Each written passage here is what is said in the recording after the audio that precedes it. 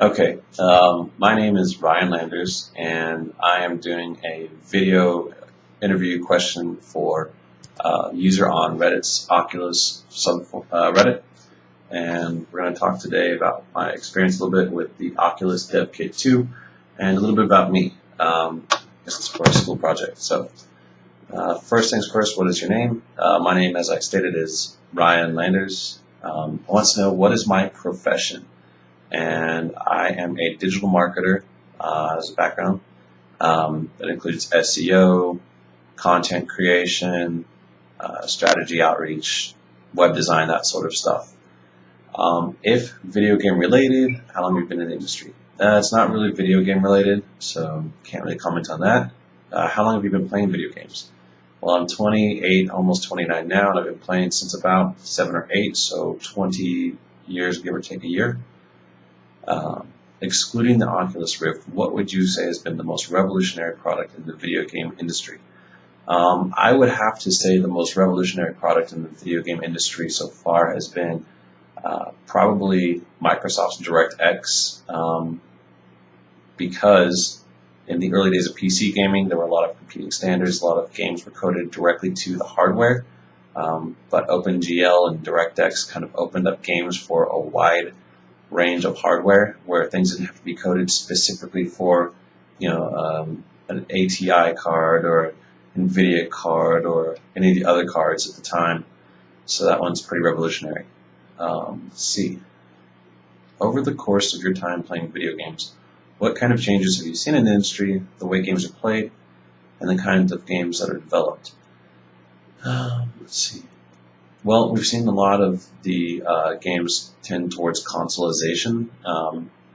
Consoles have very much taken off, and one of the newest changes is that this most recent generation of consoles has gone for off-the-shelf parts, whereas prior to that, they kind of used more exotic silicon for their development. The PS2, used an IBM chip called the Emotion Engine, which was not a standard consumer product. The Xbox 360 had a 3-core processor, while Intel was still rolling with dual cores, so that was pretty advanced. Sony, of course, had the octa-core processor in the cell. Again, very exotic right there. But this generation, we've seen them cut costs and kind of follow Nintendo's lead on that regard. So that was kind of interesting to me, because prior to that, game machines came very close to computers, even exceeding them occasionally at launch in terms of power and capability. But this generation is a little bit different. We've also seen motion controls and touch interfaces have become really big, obviously, through smartphones and tablets. The way games are played. Oh, that's a good one. The death of local multiplayer, I think, is a really big one. You don't see that in many of the consoles these days. It's almost, of course, completely vacant in PC gaming. Looks like the only one who's really doing local multiplayer anymore these days is Nintendo. And Nintendo's consoles aren't selling nearly as well as, say, Sony's, Microsoft's, or even as the PC. So I wonder if in a generation or two we're going to have any kind of local multiplayer at all. I think that you're going to have Nintendo either pulling out of the console race and focusing extremely on their handheld devices, which are doing well for them, or focusing on something else. But the beating they've taken this generation may induce them to pull out of the console market altogether. And if they do that, I think we might lose local multiplayer games. Let's see. The kind of games that are developed. I was just reflecting on this last night. During the early video game days, we saw some crazy ideas. One of my favorite examples is this game called Mega Race, which used live action video cut onto a green screen where they used CGI to kind of add to it, and the characters were zany. You had Lance Boyle, played by an actor, I think his name is Eric Christensen, or Christian Eriksen, one of the two. And people were more willing to experiment in those days with some of the crazier ideas. You see these days a lot of games going towards a similar feature set. You'll see in Battlefield, for instance, it's lost a lot of the complexity that it had in Battlefield 1942, Battlefield 2, Battlefield 2142, for instance. Nowadays, they cut out the voice comms in Battlefield 3. They reduced the squad size. They added the Doritos, so you could always mark people and see them on a 3D map for spotting. And so what we see is it's a much more run and gun game along the lines of Call of Duty and similar games, and less of the tactical team-based gameplay that it used to be. And we see that with other games as well. So a lot of games are kind of honing into these specific paths that have been proven to be big money makers. And we see it with a lot of Ubisoft's games. Ubisoft's games tend to have a lot of the same mechanics. So from Far Cry to Assassin's Creed, they're going to share the point capture system. They're going to share some of the other systems. And it's kind of gotten to a point where a lot of people are tired of that. You saw it in Watch Dogs as well. So, I want to know, how do you think the Oculus Rift will change the video game industry? I think that the Oculus Rift is going to help change the video game industry by taking off with VR. And I'm going to say probably it's going to begin with seated experiences, flight simulators, racing games, racing simulators. Those all lend themselves extremely well to the Oculus Rift. And it's realizing a dream many of us have had since we were young kids, so that's pretty cool. Do you think Oculus Rift and virtual reality gaming will ever take off? This is a really good question. I think it will take off. I don't know if it'll be adopted by the masses in the first couple of generations. Obviously, it's a little bit big, as you can see, kind of large. It's not exactly heavy, but the cord that tethers it to a computer is obviously a problem. The Gear VR succeeds there. There's that nausea factor to get over. A lot of us have our VR legs, but my girlfriend, for instance, can't play. She gets motion sickness extremely easy, even when we were configuring the IPD for her. And then it's expensive. I mean, it's not terribly expensive for what it is. It's an extremely good deal for what this technology is compared to existing tech on the market. But if you're going to aim it at your typical console player who's going to spend $300 or $400 on a console, and then you're going to ask them to pay another $300 or $400 for a headset, it's going to be very hard for that to take off. As we've seen with the Xbox One, when it was bundled with the Kinect for an extra $100, and the Kinect, I think, is a revolutionary piece of hardware. Sales tanked. As soon as they took the Kinect out of there, sales climbed because it was a $100 difference. So it's going to have to be a pretty compelling experience for people to want to buy this, and it's going to have to be cheap enough, lightweight enough, and untethered.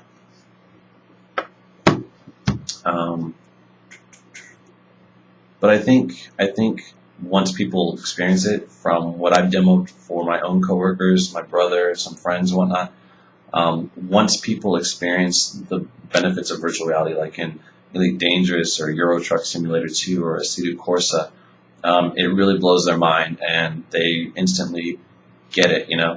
They completely understand the value of it, and it's unlike any other experience, which is cool. Let's see. What is your opinion on the Oculus Rift and VR gaming? I like the Oculus Rift a lot. I was sold after the DK1. Time Rifters did that for me. I think the kit as it stands is pretty decent. The resolution is extremely low, way too low to be acceptable for mainstream audiences, even if they don't understand the resolution issues immediately. They're going to see when they're driving, for instance, that turns and signages coming up are unreadable, so that's a problem right now. There's still a very noticeable screen door effect, which is a problem.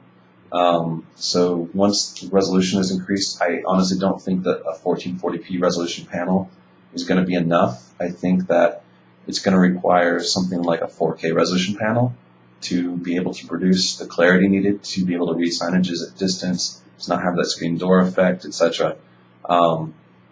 Then I think that that's when I would like to buy the next one. So I think the DK2 right now is a good enough toy to play with for early adopters. I think for mainstream success, that sort of getting rid of SDE and overcoming the limitations of resolution are going to be what's required to take it off. And then again, untethering it would be great. I don't know if that's going to be possible the first couple of versions, because currently there's no standard to transmit the data from the computer to a headset at those kinds of resolutions wirelessly. So that's going to be a challenge that's going to have to be worked out. VR gaming right now is really in its infancy. It's got a lot of promise. There are a lot of early demos that really don't impress me much. Some of the ones that are more acclaimed than others, in fact, don't really do anything for me. But then you get experiences like Elite Dangerous and Euro Truck Simulator and Assetto Corsa and Project Cars and iRacing and others, and you really start to understand the value, and it's completely different from anything else. It's the closest thing you can do to being there without actually being in the game itself, which is cool. What has your experience been like so far with the Oculus Rift? I think this one kind of ties into the last one. The SDE is an issue, but after playing Euro Truck Simulator 2 with the Rift, I don't think I could ever play it again the normal way.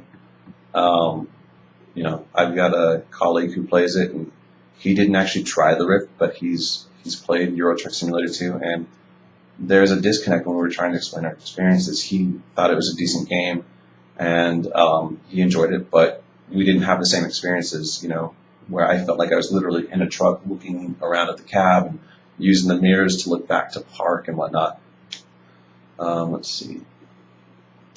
First-person shooters, I've tried a few with Vorpex, and I think Vorpex is a good product, but I was not able to easily get them set up. I was able to get Bioshock Infinite running, and while it had a really cool sense of depth, I got extremely motion sick playing it. So, my initial dream for this was to be able to get an Oculus Rift and then get something like the Omni treadmill to be able to play games like Battlefield 3 and 4, which they demoed on it, Grand Theft Auto, etc.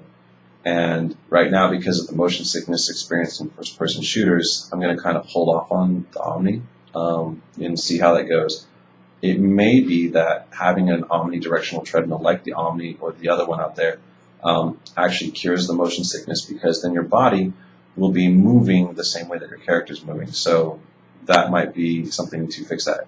But that's obviously not going to be a long-term play, because it's unrealistic to ask people to shell out for a super expensive gaming computer, a $400 headset, and then a $400 to $500 treadmill to play a game. I mean, that's enthusiast level stuff right there, but that's not going to be mainstream stuff.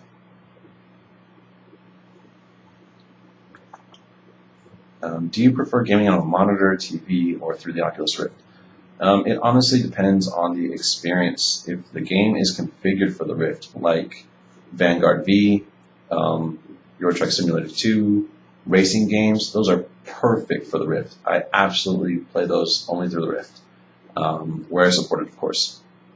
If the game is going to make me sick, like Battlefield, or it requires movements that are too fast, for the Rift, for instance, you would get extreme judder and motion blur using the Rift for Battlefield 3 and 4, then that's going to be a monitor-based game. So again, just kind of depends on the experience. I would love to see some real-time strategy games that utilize the Rift, where you could look down over the battlefield and move around. I think the idea of having a game like World of Conflict, or what was this other game I've got?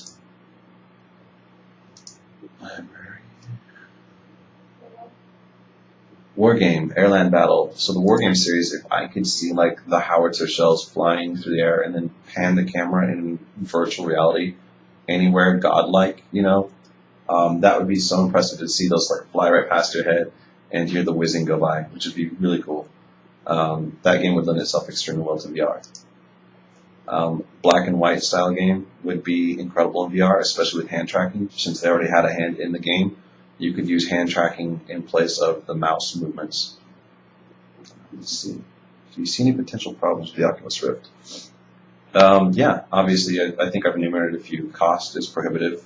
Even though it's a great cost for what it is right now, especially considering what alternatives have existed on the market for so long, cost for the mainstream is going to be a little prohibitive. I think they need to get it down to about $200, $250 maybe. The cord that tethers it to the computer, the need for a very powerful computer. There's a lot of talk about Project Morpheus for the PlayStation 4, and while I think they could do simple graphics like Vanguard V and some other ones, the audiences expect that they're going to be able to play AAA games on VR, and it's just not going to happen for another couple generations. And it's definitely out of the question for consoles. There's just no way that's going to work. And unless they turn down all the graphics settings, and I mean, they'd have to even increase the resolution, since most games don't run at native 1080p or above on the PlayStation 4. So I just don't see it happening. So we've got the cord, we've got the cost, we've got the power requirements as far as compute power. The weight doesn't really bother me, but moving your head around and having the sweet spot kind of shift a little bit, I think that sweet spot needs to be wider. The field of view is also something that needs to be improved. Right now, the field of view is just simply too narrow. You get a slight black box around your eyes when you're playing a game, and it's not very noticeable unless you know what you're looking for. But once you notice it, it feels sort of like you're wearing a pair of ski goggles or scuba goggles or something to where it limits your view. So a wider field of view is definitely necessary. What is your opinion on the Oculus Rift South Park episode? I loved it. I love that they were able to take so many tropes, like Total Recall and a few of the others, and mix them in there. All these things about virtual reality, and take it and make an Oculus-centric episode. I wonder if it's going to give people the wrong impression about VR. You know, as it stands, people are expecting it to be like The Matrix, especially after that episode. But on the other hand, I think that it's great that the Oculus Rift has hit some kind of mainstream exposure via South Park. So that was really great. And if you are actually in a game, it really does feel real, especially if you've got some additional accessories. A lot of people use those butt kicker systems for the seats for Elite Dangerous and other games. If you've got the racing wheels, if you've got the HOTAS flight sticks, if you've got some other setups and peripherals that are going to enhance that experience, it can be very real. So while I don't think it's going to be Matrix-like in the same vein that South Park portrayed it, I think that the idea that they convey to people that virtual reality is real to you is still a valid concept. So that's fair in my opinion. Anyways, again, my name is Ryan, and this video has been for user JVG1194. So appreciate it and hope it works out for you.